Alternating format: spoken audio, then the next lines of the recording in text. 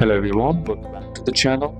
You are doing well and fine, and in today's video I'll be showing you Figma how to change fixed width. So without wasting any time, let's just jump right on the video and make sure to watch this video till the end and follow the steps as well. To change fixed width in Figma, first what you need to do is simply head over and open up your browser, then on the search bar type in figma.com, and once the Figma loads, select the project that you are working on. Inside the project, what you need to do is simply select the object like a rectangle, frame or component you want to resize, and then once that's done, what you need to do is check if it has auto layout or not. If it has auto layout, you'll find the width right here, and if auto layout is applied with maybe hog contents or fixed. Now to adjust it, what you need to do is hog contents width adjusts automatically based on child elements, and fixed width set naturally. What that means is once you resize the box, the child element, which is the text inside the box, will be resized along with when you drag it. You can also change the width of the selected component by simply heading over to the dimensions and simply